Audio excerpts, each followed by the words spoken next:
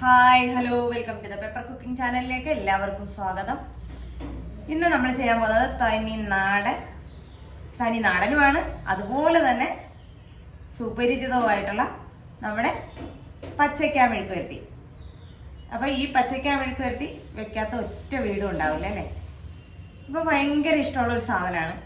നമുക്ക് ഇതിൽ ഏത്തയ്ക്കാണെങ്കിൽ ഇതിലും ടേസ്റ്റാണ്. അപ്പോൾ നമുക്കിപ്പോൾ പച്ചവാഴയ്ക്ക വെച്ചിട്ടാണ് ഞാൻ ചെയ്യാൻ പോകുന്നത്. അപ്പോൾ നമുക്കിത് ഒന്ന് ഇച്ചിരി പണിയായി പച്ചവാഴയ്ക്ക എടുക്കുക എന്നുള്ളത്. അതായത് നമ്മളിതൊന്ന് ചീകി വെള്ളത്തിലൊക്കെ ഇട്ട് നന്നായിട്ട് കഴുകിയൊക്കെ എടുക്കണം.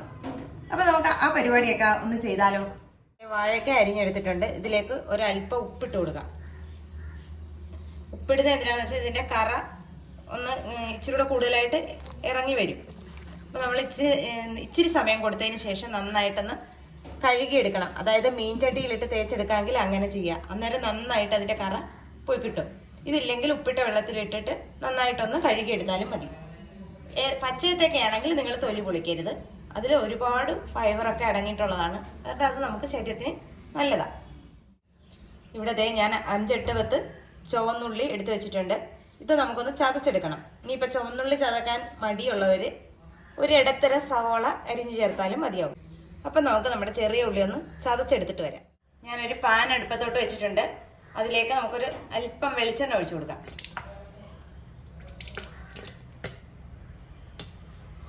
സ്വല്പം മാത്രം വെളിച്ചെണ്ണ ഒഴിച്ചാൽ മതിയാവും. ഇനി അതൊന്ന് ചൂടായി വരട്ടെ. നമ്മുടെ എണ്ണ ചൂടായി വന്നിട്ടുണ്ട്. അതിലേക്ക് ഒരു അല്പം കടുക് ഇട്ട് കൊടുക്കാം. കടുക് നന്നായിട്ട് പൊട്ടി വന്നിട്ടുണ്ട്. ഇതിലേക്ക് നമ്മൾ ചതച്ച് വെച്ചിരിക്കുന്ന ചെറിയ ഉള്ളി ചേർത്ത് കൊടുക്കാം.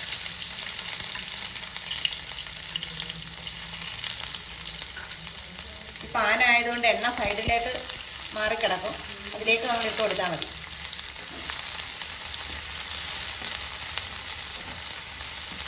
തീ നന്നായിട്ട് കുറച്ച് വെക്കണം.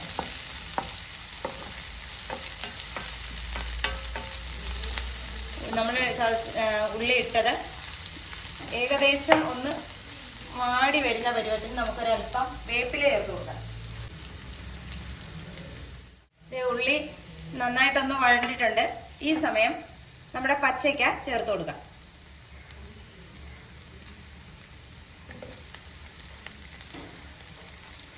ഒന്ന് ആവി കയറുമ്പോൾ തന്നെ പച്ചയ്ക്ക വേകുന്നതാണ്. കാരണം അതിനകത്ത് പ്രത്യേകിച്ച് വെള്ളമൊന്നും ഒഴിക്കേണ്ട കാര്യമില്ല.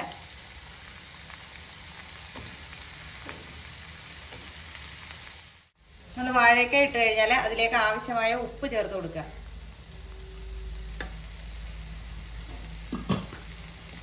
ചേർത്ത് നന്നായിട്ട് ഇളക്കി ഒന്ന് മൂടി വെച്ചാൽ മതി. ഈ സമയം നമുക്കിതിലേക്ക് ഒരു 1/4 ടീസ്പൂൺ മുളക് പൊടി ചേർത്ത് കൊടുക്കാം. അതായത് കാശ്മീരി മുളക് പൊടിയാണ്, ഒരു നിറത്തിന് വേണ്ടി മാത്രം. ഇതിനകത്തേക്ക് എരിവിന് വേണ്ടിയിട്ട് നമുക്ക് ചതച്ച മുളക് ചേർത്ത് കൊടുക്കാം. അത് ഒരു 1/4 ടേബിൾ സ്പൂണോളം ചേർത്ത് കൊടുക്കുകയാണ്. നേരത്തെ ഞാൻ 1/4 ടീസ്പൂൺ എന്നാണ് പറഞ്ഞത്, അല്ല 1/4 ടേബിൾ സ്പൂൺ ആണ് മുളക് പൊടി.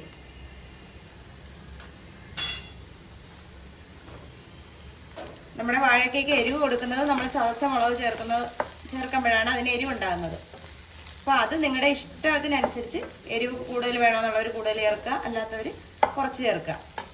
കാശ്മീരി മുളക് പൊടി ചേർക്കണമെന്ന് വെച്ചാൽ നമുക്ക് ഒരു കളറ് മാത്രമേ നമ്മുടെ മെഴുക്ക് വരട്ടിക്ക് ഉണ്ടാകത്തുള്ളൂ, എരിവ് ഉണ്ടാകത്തില്ല. വളരെ പെട്ടെന്ന് തയ്യാറാക്കി എടുക്കാവുന്നൊരു മെഴുക്ക് വരട്ടിയാണിത്.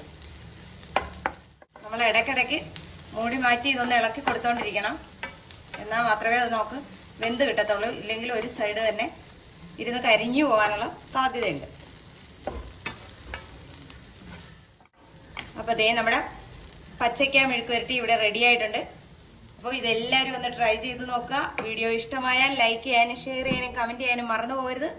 നല്ലൊരു വീഡിയോ ആയിട്ട് കാണുന്നവരെ ടാറ്റാ ബൈ ബൈ.